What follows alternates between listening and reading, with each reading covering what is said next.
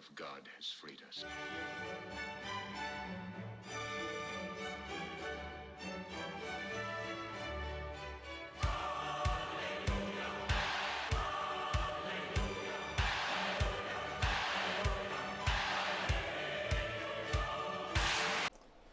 Good evening, citizens.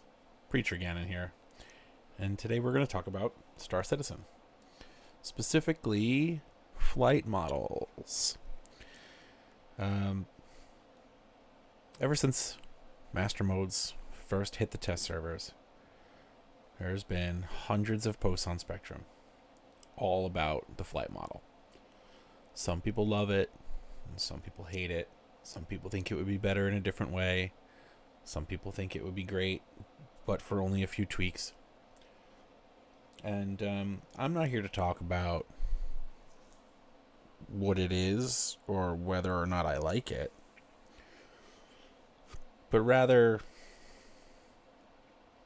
what it would be like to actually live out some of those hypotheses. So, I've seen a lot of videos where people talk about the flight model by drawing 2D diagrams and, try to express 6 degrees of freedom flying through these two-dimensional diagrams with basic geometry. And, I thought it would be healthy for all of us to actually have a 3-dimensional 6 degrees of freedom test bed to play these hypotheses out on. Now, I'll preface this by saying I'm not a developer. I'm in cybersecurity by trade, right? I do some basic scripting, right, through Ansible, Chef, and Puppet, right? Infrastructure as code platforms, some Terraform, right? I deal mostly in AWS, GCP, Azure, right? Dealing with security groups and deploying cloud servers and, public key infrastructures and Active Directory environments and that kind of thing. I'm not a developer, but I'm familiar with the tools, and with a little bit of help from ye old ChatGPT and this thing that you're looking at here, which is Godot or Godot, it's a game engine. I don't know how to pronounce it, but it's one of those two things. I hope. I've done that. I've created a very rudimentary looking representation of a 6 degrees of flight system. Now, I did not go and just implement you push button, you go in direction at speed. I have implemented mass, impulse upon that mass.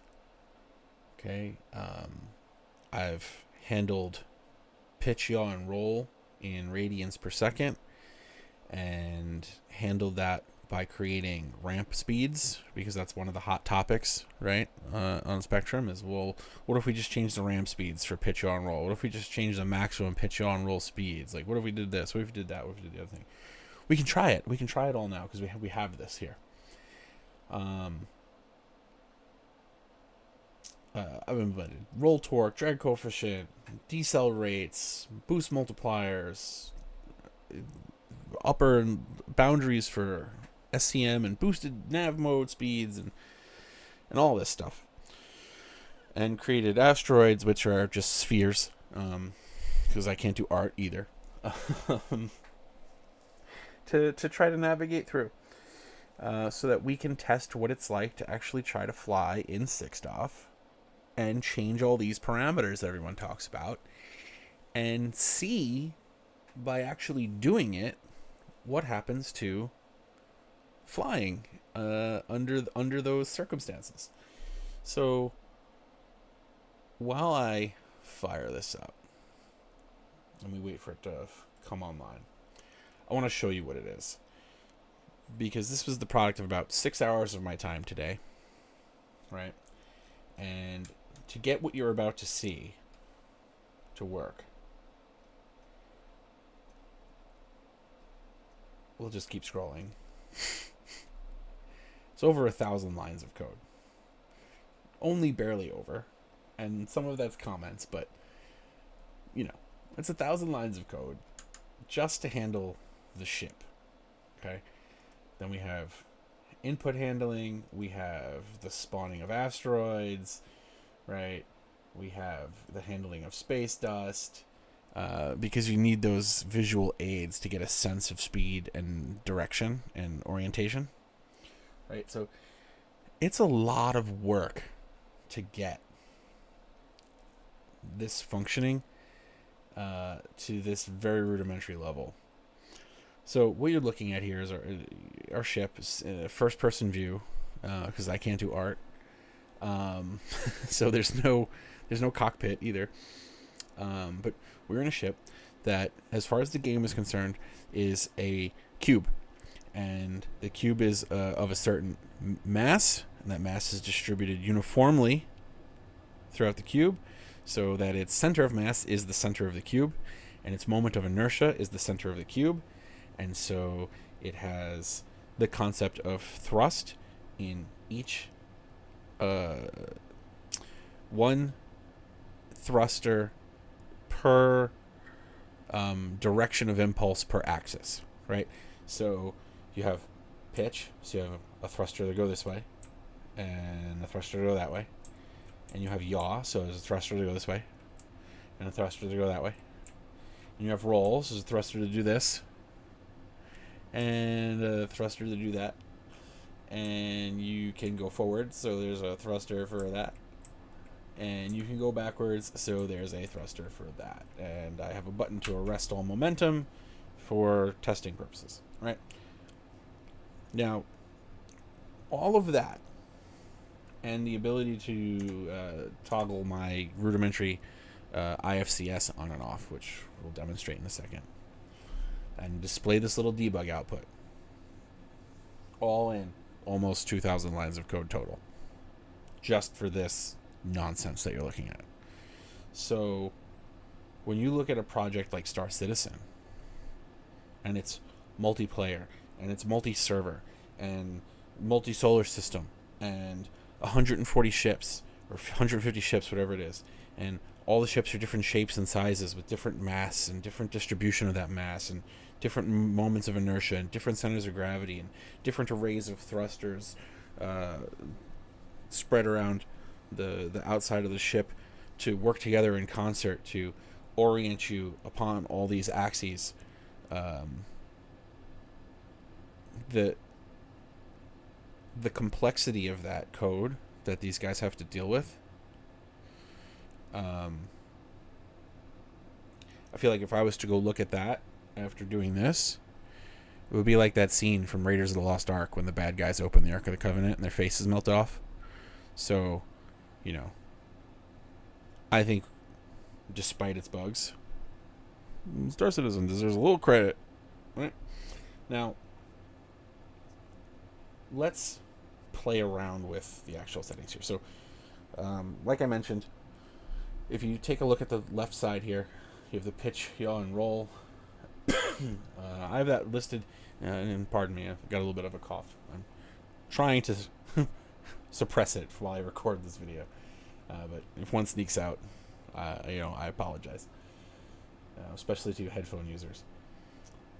Pitch, yaw, and roll is expressed in radians per second, and so if I was to yaw to the left, we have a ramp up time to get to our maximum radians per second of 0.7, which translates to 40 degrees per second. And then if I was to go the other way, we have to decelerate and then accelerate to negative 0.7 radians per second. Right, so now we're going 40 degrees per second the other way. And then if I was to do pitch, it would be 52 degrees per second, which is expressed as positive or negative 0.91 radians. And if I was to roll, we would ramp up to 2.4 or negative 2.4 radians per second, which translates to 140 degrees per second. So the display that you're seeing is, this is not a hard-coded label. This is a calculation of the given ship's maximum potential degrees per second. But when we're actually altering the ship's movement on an axis, we're doing that in radians per second, and so I display it in radians per second. So you have your current rads versus your maximum possible degrees. It's just it's smoother to do it in radians per second because a degree is so much of a bigger unit. It's just it's a lot smoother to do it in radians, and so I display radians because that's what I'm doing. But I did do the math to make sure that these settings match these degrees per second, and the astute among you might recognize these as one of the ships in Star Citizen, because these are the parameters for the Super Hornet Mark II Heartseeker. So, in accordance with that, our maximum unboosted speed is 215 meters per second, just like the Heartseeker. And I didn't do any scientific measuring, right? So I'm open to one of you out there like picking this apart frame by frame and letting me know. But I tried to keep this operating at the same scale in terms of how many pixels you're going in a given direction at a noted speed, to make it the same as Star Citizen, or as close to it as possible by my eye. I didn't like record myself flying in Star Citizen and like count pixels or anything, so I just I kept this loaded up. I had Star Citizen loaded up. I was in my Heartseeker. I flew it. I messed with the scale of this until it looked close enough to me. So if you measure it and it's off, let me know. It can be fixed because everything about how the ship moves, I've created a parameter for to control it. All right, and so we can tune for that. So we can move at 215 meters per second. We can boost to 1150, which is the maximum nav speed. I don't have a concept yet of an SCM mode where our boost speed is lower. So we're just talking about the nav speed, and this feels pretty good. I feel like an average person could like handle like trying to do this, even though I totally ate that asteroid. I am doing this with two hands on the keyboard because I haven't figured out how to get a mouse joystick or my actual dual joysticks to work yet in Godot. I also am doing it with the IFCS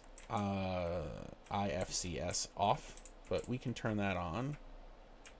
And with that on, it's a bit smoother because it's, correcting for our movement. So with it off, right, if I start a roll and let go, we'll just keep rolling, right? But the IFCS is going to zero out any vectors that we're not providing an input for, except for our forward momentum. So with that on, it's way less twitchy. But I felt like it was important to have that because coupled versus decoupled is a big part of flying in Star Citizen. So yeah, at the nav speed in a Super Hornet Mark II, flying through the asteroid field, pretty doable. And it feels quick, right? It even at the speed, it feels really good. And I feel like there's a couple of reasons for that, right? That it feels quicker than it does in Star Citizen proper. I think a lot of it has to do with the obnoxious amount of space dust that I put in before I figured out how to make the asteroid things spawn. To give myself a sense of direction, because you can imagine without this and without my pretend horizon that shouldn't be there because this is outer space, It didn't matter what the numbers on the left said. It didn't look like you were doing anything. It didn't look like you were going anywhere. So first I created the dust so I could have a visual sense of changing direction and moving, forward and backward and side to side and rotating. And then I figured out how to do the asteroids with the help of, my friend Chat of GPT. And this is what it became. So now we can go and play with these settings. We can go mess with these values and change things. We can go back to the maximum speed pre-master modes and see what that feels like, right? So we can go back to 2150 meters per second and fire this up.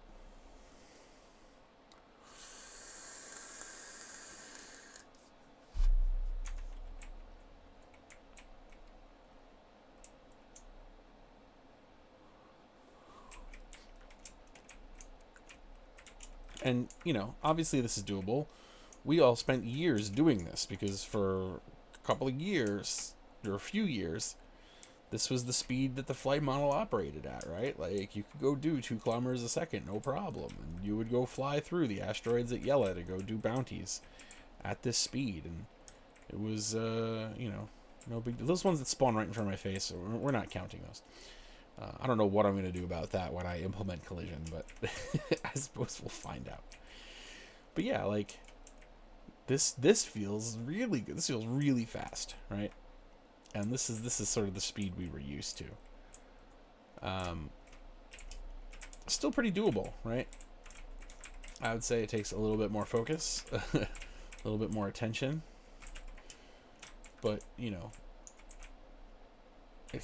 was totally doable. And like, we could tricord, because I don't even know how to prevent that. So we'll gloss over that for the moment. But yeah,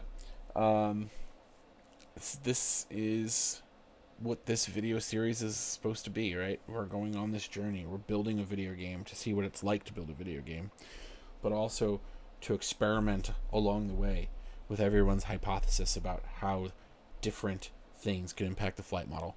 Like, for example, if we wanted to mess with, maybe we don't want to mess with the maximum pitch yaw and roll, but maybe we want to mess with the ramp speed to get to those maximum values, right? So let's make it way faster to get up to those speeds and see what flying becomes, right? Now, we'll put the IFCS on. Now we can see how much different the PYR values change, right? Actually, hold on a second.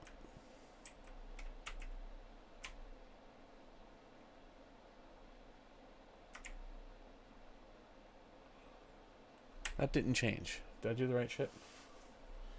Yeah, fighter, rotation, ram time.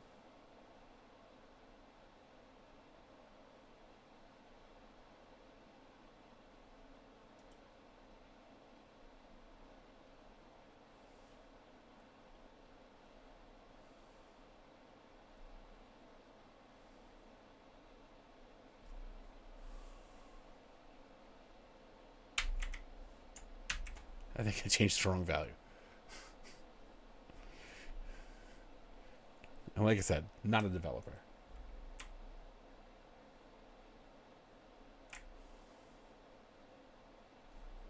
No, that's still not it.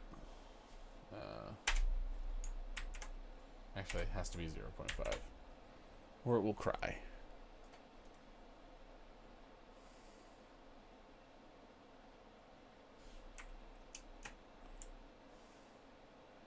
Yeah, that's not fixing the rate. It's still going at the same rate. Okay. So I'm going to have to ask ChatGPT about that one.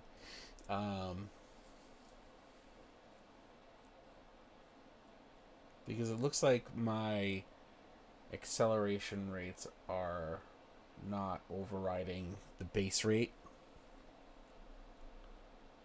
And I don't know why. That's going to be down here somewhere. Let's see. See if we can fix it really quickly.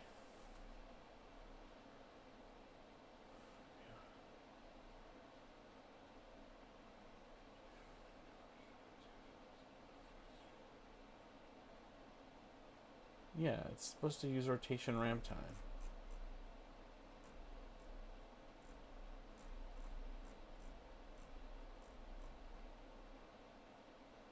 So I had the right one. I don't know what that was supposed to be. Rotation ramp time. It looks like if it doesn't like my value, it's just sticking with the default value.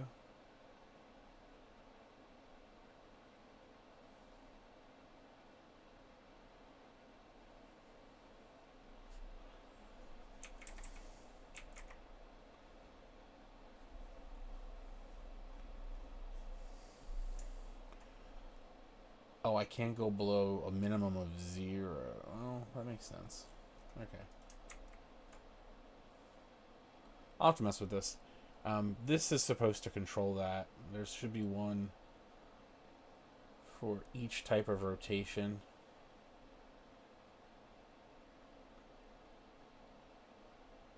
Yeah.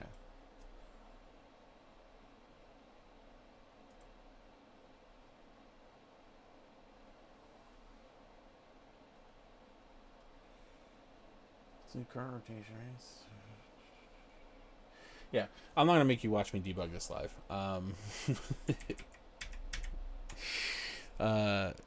We'll save that for the next video. We'll open with that being fixed, and maybe having some mouse and joystick support.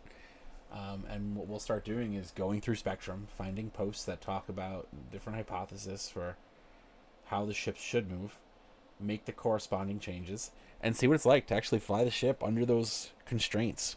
And see if it feels better, see if it doesn't look like it feels better. And as we go, we'll improve this, air quotes game, and maybe it'll get to a point where it's like actually a game worth playing, and I could put it out there for all of you guys to enjoy. So, if you feel like following along on that journey, maybe subscribe, or don't. I'm not your dad.